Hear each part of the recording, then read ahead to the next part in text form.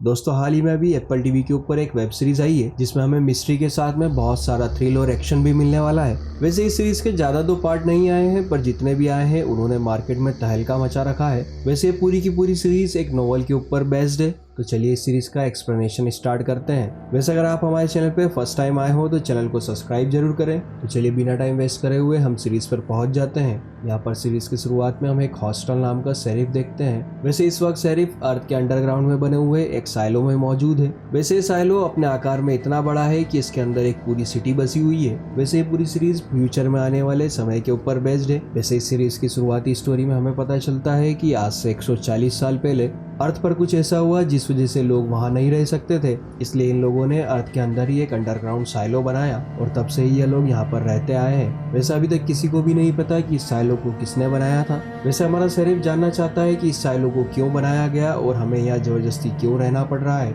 इसलिए वो अपने ऑफिस में आकर के एक लेटर लिखता है और उसी के साथ अपना बैच निकाल कर वहाँ रख देता है। वैसे नोट शेरिफ ने अपने एक कलीग के लिए लिखा होता है। वैसे उसी दौरान शेरिफ का कलीग वहाँ पर पहुँच जाता है, जहाँ पर हॉस्टन उसे हॉस्टल नंबर 3 में आकर के मिलने को कहता है। दरअसल हॉस्टल नंबर 3 कोई जगह नहीं बल्कि एक जेल है। वैसे इस जेल के अंदर एक टीवी लगी हुई है जिससे सालों से बाहर की दुनिया देखते आए हैं। यहीं पर हम उस सीनरी में एक लेडी को देखते हैं जो कि बाहर उस सूट में मरी हुई मौजूद थी। वैसे जब शेरिफ का कलीग वहाँ पर पहुँच जाता है, वैसे शेरिफ अपने कलीग से कहने लगता है कि मुझे यहाँ से बाहर जाना है, मैं जानना चाहता हूँ कि आखिर बाहर ऐसा क्या है।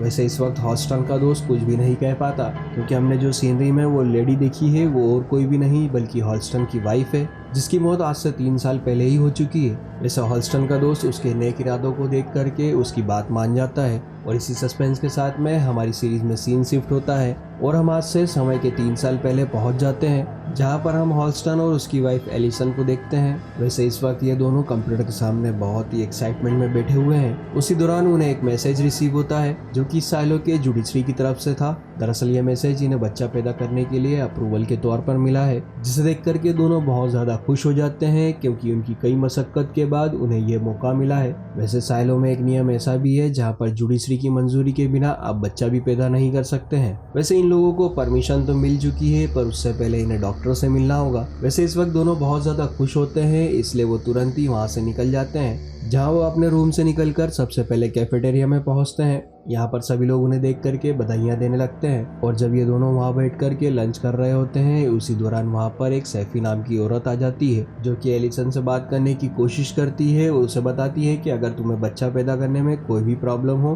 तो तुम मुझसे आके मिल सकती हो। वैसे शेरिफ को वो औरत एक आग भी नहीं भाती, क्योंकि शेरिफ का मानना था कि वो एक फ्रॉड औरत है। और उसी के बाद वो दोनों वहाँ से निकल करके डॉक्टर के पास पहुँच जाते हैं, जहाँ पर डॉक्टर एलिसन के शरीर में से बर्थ कंट्रोल निकाल देता है और इसी के साथ अब इनके पास अगले 1 साल का समय बाकी था। वैसे ये लोग बच्चा पैदा करने के लिए पहले भी 2 बार ट्राई कर चुके हैं और ये इनका एक लास्ट चांस है। अगर ये इस बार भी बच्चा पैदा नहीं कर सकते तो ये कभी नहीं कर पाएंगे। वैसे इन दोनों की खुशी समा ही नहीं रही थी, इसलिए तुरंत ही वो दोनों घर आकर के इंटीमेट होना शुरू हो जाते हैं और इसी के साथ देखते ही देखते कई दिन और भी गुजर जाते हैं, जहाँ पर हम कुछ दिनों बाद एलिसन को अपने ऑफिस में देखते हैं, जहाँ पर उसका बॉस आकर के उस पर चिल्लाने लगता है क्योंकि एलिसन ने बिना किसी की परमिशन से लास्ट वीक एक आर्टिकल पोस्ट किया था। वैसे इस आर्टिकल का टाइटल होता है how to recover a delete file. उसी दौरान उसका बॉस कहता है कि तुमने बिना किसी की परमिशन के यह आर्टिकल पोस्ट किया है, इसलिए हम लोगों ने तुम्हारे आर्टिकल को डिलीट कर दिया। वैसे यह बात एलिसन को बिल्कुल भी समझ नहीं आती, इसलिए वो अपने पति के पास जाकर के उसे पूरी बात बता देती है। वैसे एलिसन का हस्बैंड इस साइलो की जुडिशरी का ही एक मेंबर है।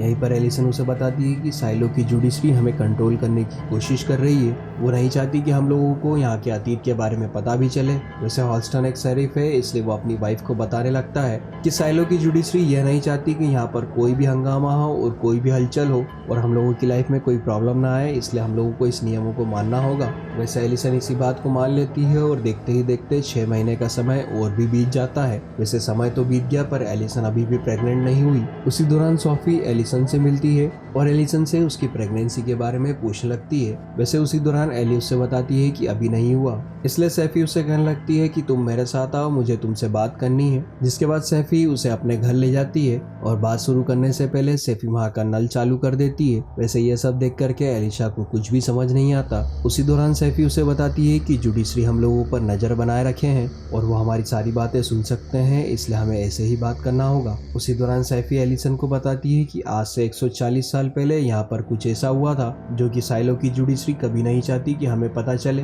क्योंकि 140 साल पहले यहाँ पर राइबर्स भी हुआ करते थे। वैसे साइलो कभी नहीं चाहती कि हम लोग अपने इतिहास के बारे में जाने, इसलिए उन्होंने पूरा इतिहास मिटा दिया है। वैसे यह सब सुन करके एलिसन को कुछ भी समझ नहीं आता, इसलिए वो वहाँ से जाने लगती है। पर उसी दौरान सैफी उसे यह भी बताती है कि जुडिशरी कभी नहीं चाहता कि हम जैसी औरतें माँ बने। वैसे इसे सुन करके एलिसन शॉक में आ जाती है, इसलिए वो तुरंत ही हॉल्स्टन के पास आकर के उसे पूरी बात बता देती है और उसे यह भी बताती है कि सैफी हमारी तरह ही बेबी को जन्म देने वाली थी, पर जुडिशरी ने कभी उसे इस बात की परमिशन ही नहीं दी। वैसे हॉल्स्टन ये जानता है कि सैफी एक पागल औरत है, इसलिए वो एलिसन को उससे दूर रहने को कहता है। वैसे ही जब एक दिन अलीशा काम कर रही होती है, उसी दौरान उसे एक लेटर मिलता है। वैसे ये लेटर जॉर्ज नाम के एक आदमी ने उसे भेजा था, जो कि प्रोजेक्ट में एलिसन से मदद चाहता है। वैसे एलिसन ये सब बताने के लिए हॉल्स्टन के पास जाती है, पर उसी दौरान वह दोनों उत्तेजित हो जाते हैं और वहीं पर इंटीमेट होने लगते हैं। उसी के बाद एलिसन जॉर्ज के पास पहुंच जाती है। वैसे जॉर्ज साइलो के अंदर एक रिपेयरिंग शॉप चलाता है। यहीं पर जॉर्ज एलिसा को बताता है कि तुमने हाल ही में एक आर्टिकल पोस्ट किया है।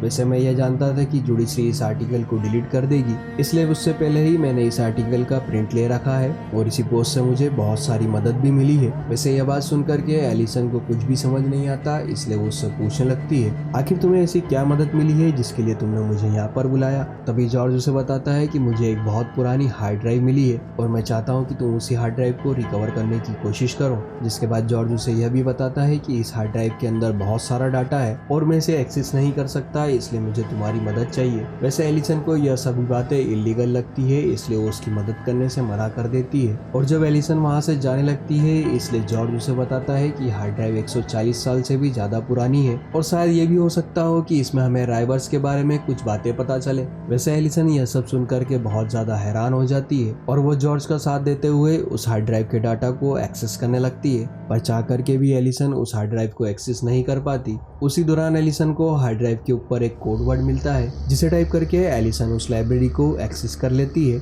जहाँ पर उन्हें साइलो की पूरी हिस्ट्री के बारे में पता लगता है। उसी दौरान उन्हें यह भी पता चलता है कि ये साइलो बहुत ज्यादा बड़ा है और ये लोग सिर्फ ऊपरी हिस्से में ही रहते आए हैं। वैसे ये सब देख करके एलिसन बहुत ज्यादा डर जाती है और वो जॉर्ज से कहने लगती है कि मैं ये बिल्कुल भी नहीं कर सकती हूँ, क्योंकि ये नियमों के खिलाफ है। और इतना कहते ही एलिसन वहाँ से निकल जाती है। वैसे ये सब देख करके जॉर्ज का इंटरेस्ट और भी ज्यादा बढ़ जाता है, इसलिए वो साइलो की पूरी हिस्ट्री के बारे में जानने लगता है। उसी दौरान उसे यह पता चलता है कि साइलो के सबसे नीचे एक टनल बनी हुई है, जिसकी मदद से वो लोग यहाँ से बाहर जा सकते हैं। वैसे इसी दौरान साइलो के अंदर सेलिब्रेशन चालू हो जाता है, क्योंकि यह वही दिन है जिस दिन उन्हें राइवल से आजादी मिली थी, जहाँ पर हम शेरिफ के साथ में मेयर को भी देखते हैं, जो कि साइलो की सभी जनता को संबोधित करते हुए यह बताती है कि हमने आज से 140 साल पहले राइवल से आजादी पाई थी। और इसी के साथ वहाँ पर एक एंजॉयमेंट शुरू हो जाता है। यहीं से कुछ दिनों बाद हम हॉल्स्टन और एलिसन को देखते हैं, जहाँ पर हॉल्स्टन इंटीमेट होने की कोशिश कर रहा था, पर एलिसन उसे बीच में ही रोक देती है, क्योंकि इस वक्त उसके पूरे दिमाग में साइलो की हिस्ट्री घूम रही थी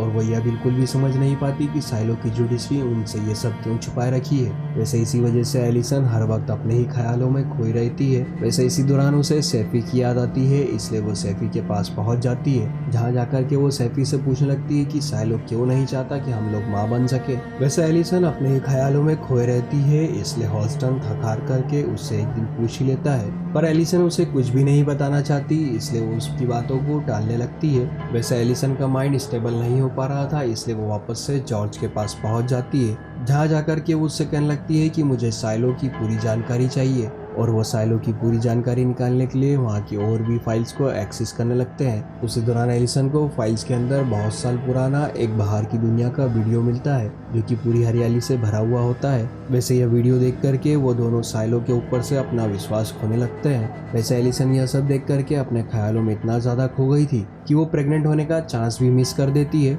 वैसे हॉल्स्टन एलिसन की इस हालत को देख करके बहुत ज्यादा चिंता करने लगता है, क्योंकि वो इस घटना के बाद से ना तो डॉक्टर से मिलने गई है और ना ही वो अपने ऑफिस जा रही थी। इसलिए वो एलिसन से मिलने के लिए अपने घर पहुंच जाता है, जहाँ पर एलिसन एक कोने में सोफे पर बैठी हुई थी। जिसके बाद एलिसन हॉल्स्टन को बताने लगती है कि जुडिशरी हमें कंट्रोल करने की कोशिश कर रही है और जुडिशरी कभी नहीं चाहती कि हम लोग किसी भी बच्चे को पैदा करें। वैसे हॉल्स्टन यह बात बिल्कुल भी समझ नहीं पाता कि एलिसन ऐसी बात क्यों कर रही है। वैसे हॉल्स्टन उसकी बात पर बिल्कुल भी भरोसा नहीं करता क्योंकि वो एक शेरिफ है और वो बिना सबूत के किसी भी बात को मानता नहीं है। वैसे यह बात एलिसन को भी पता थी, इसलिए वो शेरिफ से कहने लगती है कि मुझे पता है तुम बिना सबूत के मेरी बात को नहीं मानोगे। उसी दौरान वो बताती है कि डॉक्टर ने कभी मेरा बर्थ कंट्रोल निकाला ही नहीं था। वैसे हॉल्स्टन को यह बात बिल्कुल भी समझ नहीं आती, इसलिए एलिसा उसे एक बर्थ कंट्रोल दिखाती है जो कि उसने एक चाकू की मदद से अपनी बॉडी से बाहर निकाला था। वैसे यह सब देख करके शेरिफ बहुत ज्यादा घबरा जाता है, इसलिए वहाँ से भाग करके तुरंत डॉक्टर के पास पहुंच जाता है और जब डॉक्टर को लेकर के वो वापस जा रहा होता है उसी दौरान उसे रास्ते में पता चलता है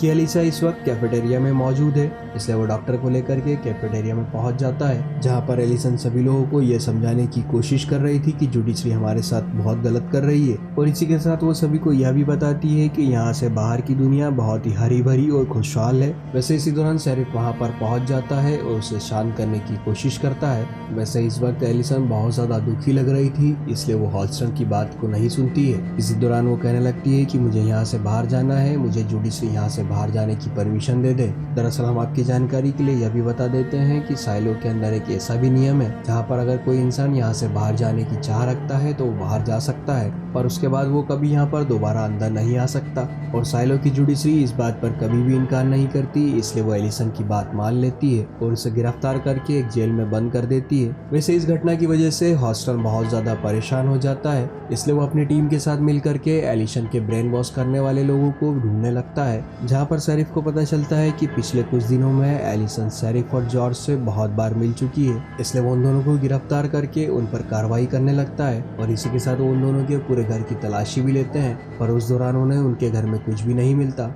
वहीं हम दूसरी तरफ देखते हैं कि एलिसन की मांग के मुताबिक वहाँ पर एक सूट तैयार किया गया है। उसी दौरान एलिसन और हॉल्स्टन दोनों बैठ करके बात कर रहे होते हैं, जहाँ पर हॉल्स्टन उससे माफी मांगता है क्योंकि वो उससे बचाने के लिए कुछ भी नहीं कर सकता। उसी दौरान एलिसन हॉल्स्टन से कहने लगती है कि मैं तुमसे बहुत ज्यादा प्यार करती हूँ और मैं हम दोनों का भविष्य बिल्कुल भी ऐसा नहीं चाहती हूँ, पर वो उसके साथ ये भी जानना चाहती है कि यहाँ पर 140 साल पहले ऐसा क्या हुआ था जो कि जुडिशरी आज तक सभी से छुपा रही है। वैसे जुडिशरी यहाँ तक सभी को कंट्रोल कर रही है कि कौन पेरेंट बनेगा और कौन नहीं। उसी दौरान हॉल्स्टन को गुस्सा आ जाता है और वो एलिसन से कहने लगता है कि अगर ये बात तुम्हें पता चली तो तुम्हें सबको बताने की क्या जरूरत थी। पर एलिसन उससे कहती है कि मैं साबित करना चाहती हूँ कि यहाँ से बाहर का वातावरण बहुत ज्यादा अच्छा है, क्योंकि हम लोग जो तस्वीर देखते हैं वो एक कंप्यूटर द्वारा बनाई गई एक तस्वीर है। वैसे हमें वही दिखाया जाता है जो कि जुडिशरी चाहती है। वैसे हॉल्स्टन की समझ में ये टेक्निकल बातें बिल्कुल भी समझ नहीं आती। इस दौरान एलिसन उसे यह भी बताती है कि जुडिशरी उस आदमी को भी मरवा देती है जिसे यहाँ से बाहर की दुनिया के बारे में जानकारी पता लगी हो,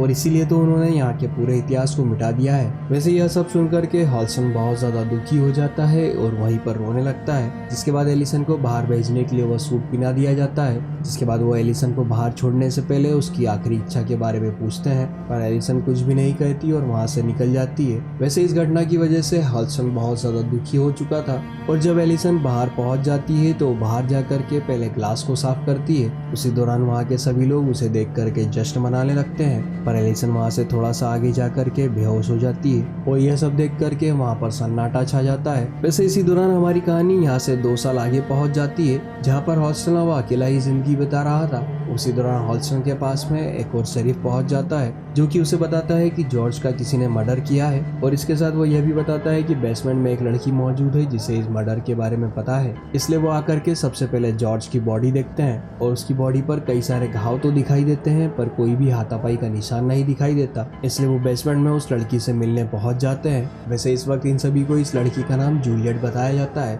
और जब जूलियट और शेरिफ दोनों आमने सामने होते हैं इसी दौरान हमारी कहानी प्रेजेंट में पहुंच जाती है, जहाँ पर हॉल्स्टन अपने दोस्त से कहने लगता है कि मुझे एलिसन की बात पर भरोसा होने लगा है, इसलिए मैं भी यहाँ से बाहर निकलना चाहता हूँ। पर हॉल्स्टन का दोस्त उसे ऐसा करने से मना करता है और वो यह भी बताता है कि तुमने भी देखा था कि एलिसा यहाँ से बाहर जाकर के ही मर गई। जहाँ पर हॉल्स्टन का दोस्त हॉल्स्टन से कहने लगता है कि तुमने भी यह देखा था कि जब एलिसन यहाँ से बाहर निकली तो वो बाहर जाकर के ही मर गई थी। पर हॉल्स्टन उसी दौरान उसे कहता है कि मैं बाहर जाकर के अपनी वाइफ को ढूंढना चाहता हूँ, और वो अपने दोस्त की बात पर इतना ज्यादा गौर नहीं करता और वो बाहर जाने के लिए अटल ही रहता है। और इसी सस्पेंस के साथ में हमारी इस सीरीज का फर्स्ट एपिसोड यहीं पर खत्म हो जाता है। वैसे इस पूरी सीरीज में बहुत सारा थ्रिल के साथ साथ सस्पेंस भी छुपा हुआ है, तो आप टेंशन ना लीजिए, धीरे धीरे करके यह स्टोरी आपको भी बहुत अच्छे से समझ में आ जाएगी। वैसे जाने से पहले अगर आपको वीडियो अच्छा लगा हो तो वीडियो को लाइक करके कमेंट जरूर करें, और अगर आप फर्स्ट टाइम हमारे चैनल पे आए हो तो चैनल को सब्सक्राइब करके बेल आइकन जरूर दबा लें, जिससे आपको इसके नेक्स्ट एपिसोड का नोटिफिकेशन सबसे पहले मिलेगा।